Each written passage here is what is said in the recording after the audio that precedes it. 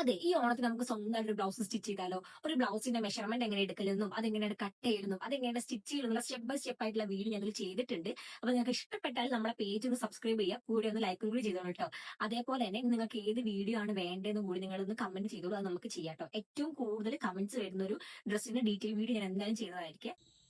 Measurement എടുക്കാൻ നമ്മൾ എങ്ങനെയാണോ ക്ലോത്ത് ഫോൾഡ് ചെയ്യുക അതേപോലെ നമ്മൾ എന്ത് ചെയ്യാം 4ആയിട്ട് ക്ലോത്ത് ഒന്ന് ഫോൾഡ് ചെയ്ത് കൊടുക്കാം കേട്ടോ. അപ്പോൾ എങ്ങനെയാണ് ക്ലോത്ത് ഫോൾഡ് ചെയ്യാനുള്ള വീഡിയോ ഞാൻ നേരത്തെ ചെയ്തിട്ടുണ്ട്, അത് നമ്മളെ പേജിലൊന്ന് കയറി നോക്കാം കേട്ടോ. ഇനി നമുക്ക് മെഷർമെൻറ്റ് എടുത്ത് തുടങ്ങാം. ആദ്യം ഞാൻ അടയാളപ്പെടുത്തുന്നത് നമ്മുടെ ഷോൾഡറിൻ്റെ ലെങ്ത്താണ്. ഞാനിവിടെ ഒരു 6 മാർക്ക് ചെയ്യുന്നുണ്ട്. അതേപോലെ നമുക്കിനി ആം ഹോൾ ഒന്ന് മാർക്ക് ചെയ്ത് കൊടുക്കാം. ഞാൻ ആം ഹോൾ മാർക്ക് ചെയ്യുന്നത് ഒരു 6.5 അപ്പോൾ അതൊന്ന് നമുക്ക് ഇങ്ങനെ വരച്ചു കൊടുക്കാം. ഇനി നമ്മൾ മാർക്ക് ചെയ്യുന്നത് നമ്മുടെ ചെസ്റ്റിൻ്റെ റൗണ്ടാണ്. ഞാനിവിടെ ചെസ്റ്റ് റൗണ്ട് ഒരു 9 മാർക്ക് ചെയ്യുന്നുണ്ട്.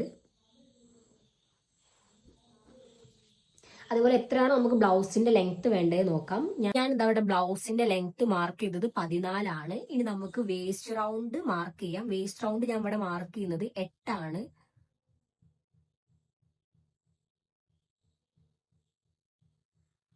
8 മാർക്ക് ചെയ്തു. നമുക്ക് ഇനി എന്ത് ചെയ്യാം, ഇതൊന്ന് ഒപ്പരൊന്ന് മാർക്ക് ചെയ്ത് കൊടുക്കാം. വേസ്റ്റ് റൗണ്ടും ചെസ്റ്റ് റൗണ്ടും നമുക്ക് ഒപ്പരൊന്ന് മാർക്ക് ചെയ്ത് കൊടുക്കാം. ഇനി നമുക്ക് എന്ത് ചെയ്യാം, 1 ഇഞ്ച് സൈഡിലേക്ക് ഒന്ന് മാർക്ക് ചെയ്ത് കൊടുക്കാം. തയ്യൽ തുമ്പ് ഞാൻ 1 ഇഞ്ച് മാർക്ക് ചെയ്തിട്ടുണ്ട്. അതൊന്ന് ഇങ്ങനെ ഒന്ന് മാർക്ക് ചെയ്ത് കൊടുക്കാം. ഇനി നമുക്ക് ആം ഹോളിന്റെ ആ ഒരു റൗണ്ട് വരയ്ക്കാനായിട്ട് ഉള്ളിലേക്ക് 1 ഇഞ്ച് മാർക്ക് ചെയ്തിട്ടുണ്ട്. ഇനി നമുക്കൊന്ന് ഷേപ്പിൽ റൗണ്ട് വരച്ചു കൊടുക്കാം. ആം ഹോളിന്റെ വീഡിയോ ഞാൻ ഡീറ്റെയിൽ ആയിട്ട് വേറെ ചെയ്യാം കേട്ടോ. ഇനി നമുക്ക് ചെയ്യേണ്ടത് എന്താണെന്ന് വെച്ചാൽ, ഇതിപ്പോൾ നമ്മൾ എല്ലാം സെറ്റ് ചെയ്ത് കഴിഞ്ഞു. നമ്മൾ നെക്കിന്റെ ഭാഗത്തേക്കാണ് ചെയ്യാൻ പോകുന്നത്. നെക്കിൽ നമ്മൾ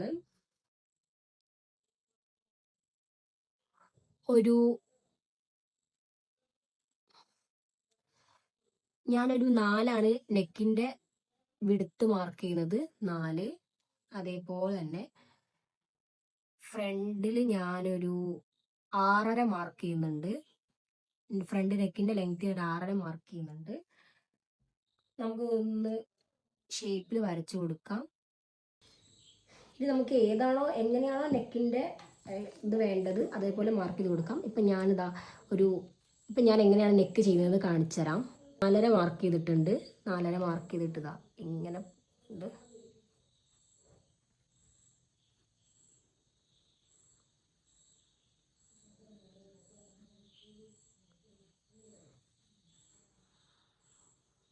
ഇങ്ങനെയാട്ടോ ഞാൻ ഈ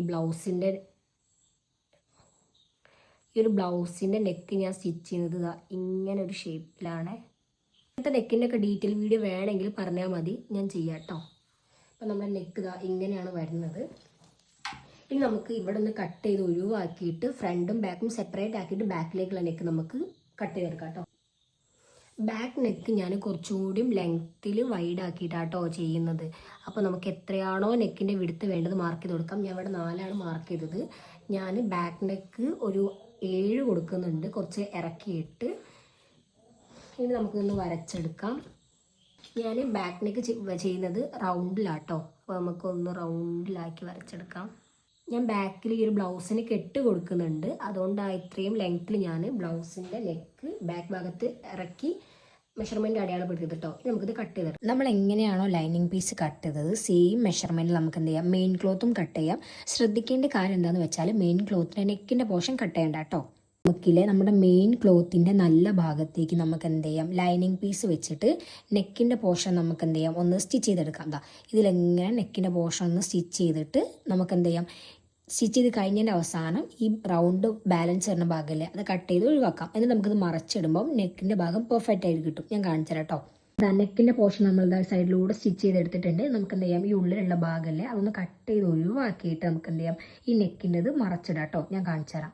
ഞാൻ അതിനുള്ളിലുള്ള ഭാഗം കട്ട് ചെയ്ത് ഒഴിവാക്കിയിട്ടുണ്ട്. ഇനി നമുക്ക് എന്താ ചെയ്യേണ്ടതെന്ന് വെച്ചാൽ ഈ സ്റ്റിച്ച് കട്ടാവാതെ സൈഡിലൂടെ നമുക്ക് എന്ത് ചെയ്യാം, ഇതേപോലെ ചെറിയ ചെറിയ ടെക്ക് ഇട്ട് കൊടുക്കുക കേട്ടോ, ചെറിയ കട്ട് ഇട്ട് കൊടുക്കുക കേട്ടോ.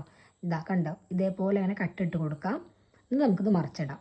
നേരത്തെ നമ്മൾ ചെയ്തത് ബാക്ക് നെക്കാണ്. ഇതപ്പോൾ നമ്മൾ ഫ്രണ്ട് നെക്കാട്ടോ ചെയ്യാൻ പോകുന്നത്. എങ്ങനെയാണ് നമ്മൾ ബാക്ക് നെക്ക് മറച്ചടിച്ചത് സെയിം നമുക്ക് എന്ത് ചെയ്യാം, ഫ്രണ്ട് നെക്കും കൂടി അതിലിങ്ങനെ പതിച്ചടിച്ചിട്ട് ഈ ഒരു ഭാഗം കട്ട് ചെയ്ത് ഒഴിവാക്കിയിട്ട് നമുക്ക് മറച്ചിടാം കേട്ടോ. എന്നിട്ട് നമുക്ക് ഇതിന് മേലെ കൂടെ പതിച്ചടിക്കാം. നമ്മളില്ലേ നെക്കൊക്കെ സ്റ്റിച്ച് ചെയ്യുന്ന സമയത്ത് ഇതേപോലെ കോർണറുകൾ വരില്ലേ, അങ്ങനെ വരുന്ന സമയത്ത് അവിടെ സൂചി കുത്തി നിർത്തിയിട്ട് നമുക്ക് എന്ത് ചെയ്യാം, ഇങ്ങനെ ഒന്ന് തിരിച്ചു കൊടുത്തിട്ട് ഇതിലെങ്ങനെ സ്റ്റിച്ച് ചെയ്തെടുത്താൽ മതി കേട്ടോ. അപ്പോൾ നമുക്ക് പെർഫെക്റ്റ് ആയിട്ട് നെക്ക് സ്റ്റിച്ച് ചെയ്യാൻ പറ്റും. നമുക്കില്ലേ ഫ്രണ്ട് നെക്കും ബാക്ക് നെക്കും നന്നായിട്ടൊന്ന് അയൺ ചെയ്തെടുക്കാം കേട്ടോ. നെക്കിൻ്റെ പോർഷന് സാധാരണ പ്രിൻസസ് കട്ടൊക്കെ മെഷർമെൻറ്റ് കാര്യങ്ങൾ അടയാളപ്പെടുത്തിയിട്ട് കട്ട് ചെയ്തിട്ടല്ല സ്റ്റിച്ച് ചെയ്യുക. പക്ഷേ ഞാൻ ഇവിടെ കട്ട് ചെയ്യാതെ കേട്ടോ ഇത് സ്റ്റിച്ച് ചെയ്യാൻ പോകുന്നത്. എങ്ങനെയെന്ന് വെച്ചാൽ നമുക്കില്ലേ ഷോൾഡറിൻ്റെ ഭാഗത്ത് നിന്ന് താഴോട്ടേക്ക് 10 ഇഞ്ച് മാർക്ക് ചെയ്ത് കൊടുക്കുക. അത് ഞാൻ മാർക്ക് ചെയ്തിട്ടുണ്ട്. അത് കഴിഞ്ഞിട്ട് നമ്മൾ ചെയ്യേണ്ടത് എങ്ങനെയെന്ന് വെച്ചാൽ ഇവിടെ നിന്നില്ലേ ഈ ഒരു സൈഡിൽ നിന്ന് 3.5 മാർക്ക് ചെയ്ത് കൊടുക്കുക. ഞാൻ ഇവിടെ മാർക്ക് ചെയ്തിട്ടുണ്ട്. നമുക്ക് ആദ്യം താഴോട്ടേക്ക് ഒന്ന് വരച്ചിട്ട് നമ്മൾ എന്ത് ചെയ്യാം, ഇതേപോലെ ഷേപ്പിലൊന്ന് വരച്ചെടുക്കുക.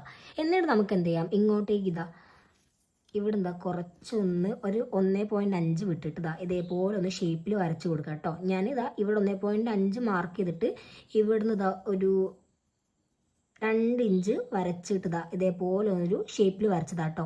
ഇങ്ങനെയാണ് ഞാൻ പ്രിൻസസ് കട്ട് ചെയ്യാറുള്ളത്. ഞാൻ കട്ട് ചെയ്യാറില്ല പ്രിൻസസ് കട്ടിന് കേട്ടോ.